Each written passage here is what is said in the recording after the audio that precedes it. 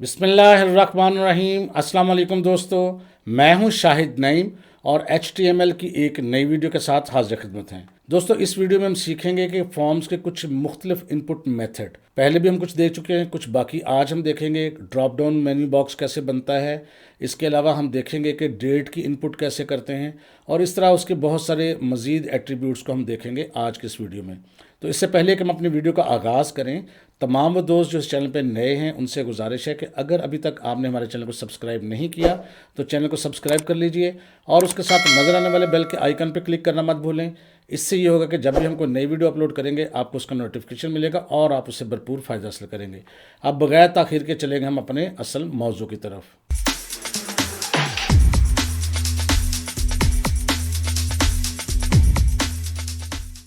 जी दोस्तों, HTML के इस वीडियो के अंदर हम फॉर्म्स के अंदर कुछ मज़ीद इनपुट के मेथड्स पढ़ेंगे। आज हमारा ये फॉर्म्स के हवाले से तीसरा प्रोग्राम होगा, क्योंकि पहले दो प्रोग्राम्स में हमने कुछ इनपुट मेथड्स पढ़े थे और आज हम देखेंगे कुछ मज़ीद इनपुट मेथड्स और उसके मज़ीद कुछ एट्रीब्यूट्स।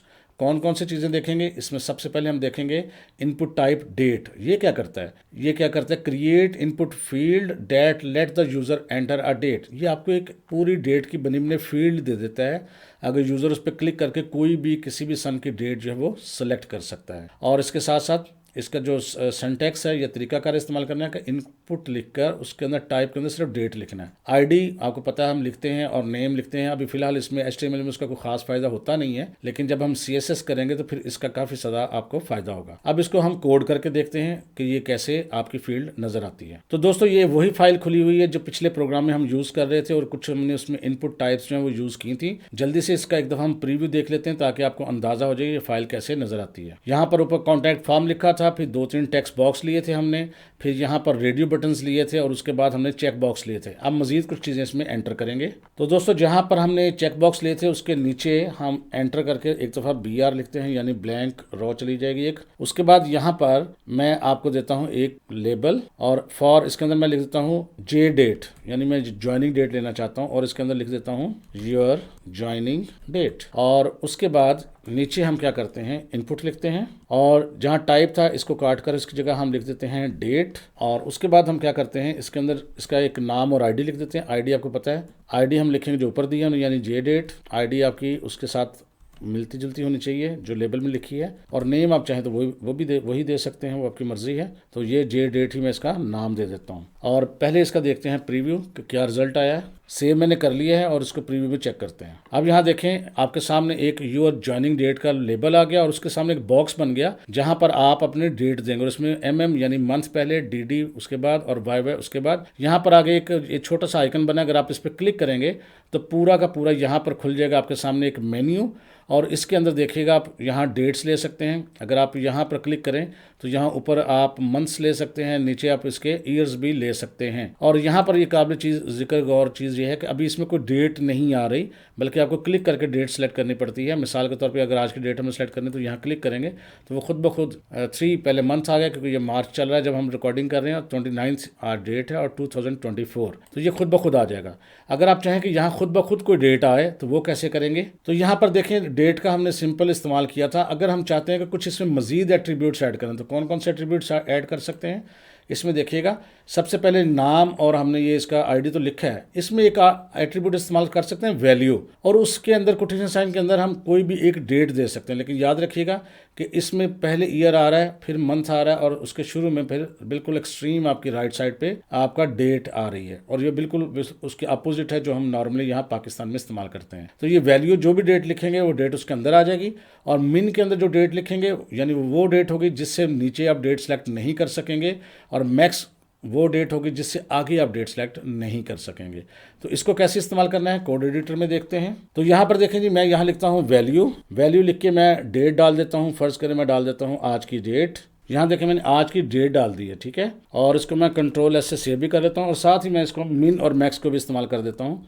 मिन लिखकर मैं को डेट डाल देता हूँ। ये मिनिमम डेट मैंने डाल दी 1 मार्च 2020, और मैक्स के अंदर लिखता हूँ जी मैं, और यहाँ पर मैंने लिख दिया कि वैल्यू जो हमारी है वो आए 29 तारीख, मिनिमम डेट 1 मार्च 2020 और मैक्सिमम डेट 31 मार्च 2024। Ctrl+S करके इसका प्रीव्यू चेक करते हैं।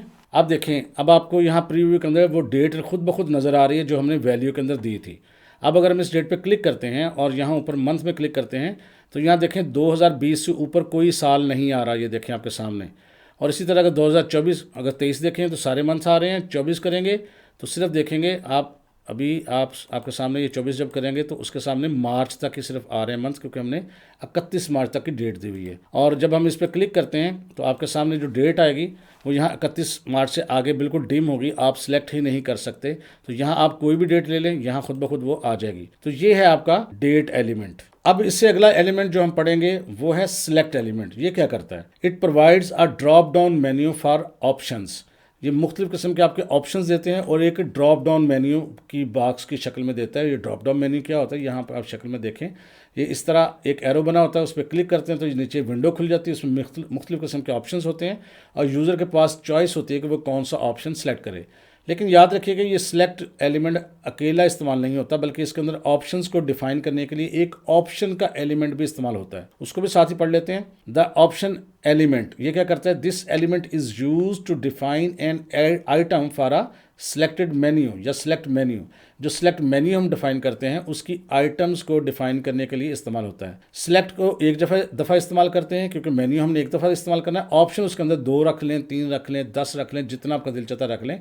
इस एग्जाम्पल से आपको समझ आ जाएगी। ये देखें जो रेड कलर में है ये आपका सिलेक्ट मेन्यू है, यानी आपने मेन्यू डिसाइड कर लिया, नाम आपने उसका कोई भी रख लिया, यहाँ लिखा हुआ पेट्स, और आईडी भी आपने कोई भी रख ली। अब उसके अंदर ऑप्शंस हैं, ऑप्शंस के अंदर फिर वैल्यू देनी है। वैल्यू के अंदर आपने जो भी लिखना है वही आगे आपने लेबल में भी लिखना है। देखें डॉग लिखा है तो आगे डॉग लिखा है, कैट लिखा है तो आगे कैट लिखा है, और फिर ये ऑप्शंस जितने आप चाहें उसके अंदर इस्तेमाल कर सकते हैं। ये कैसे इस्तेमाल होगा इसकी भी कोडिंग देखते हैं। अब यहाँ पर डेट के नीचे हम एक दफ़ा यहाँ BR लिख देते हैं यहाँ पर। और याद रखें अगर कहीं भी आपकी ये जो अलाइनमेंट है ख़राब होती है तो कहीं भी आप राइट क्लिक करके यहाँ पर फॉर्मेट डॉक्यूमेंट कर दें, वो खुद ब खुद सीधी हो जाएगी।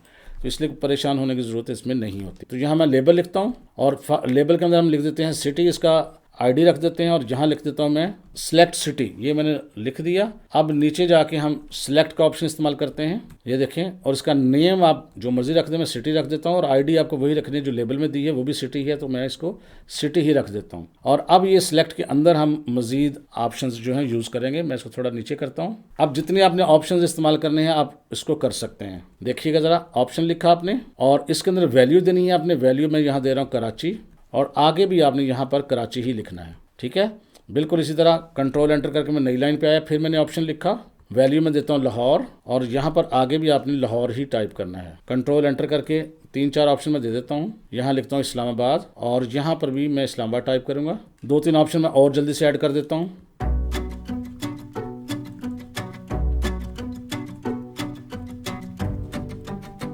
तो ये देखें जी मैंने 4-5 ऑप्शंस लिख दिए। अब हम इसको सेव करके देखते हैं रिजल्ट क्या आता है। ये देखें यहाँ पर आपको ऑप्शन मिला है सेलेक्ट सिटी। जो ही आप यहाँ पर क्लिक करते हैं तो इसके नीचे एक ड्रॉप डाउन मेन्यू खुल गया। आप यहाँ से लाहौर सेलेक्ट कर लें, लाहौर सेलेक्ट हो जाएगा, पेशावर कर लें, इस्लामाबाद कर लें, कोयटा कर लें, जो भी आप करना चाहते हैं कर लें, ठीक है जी।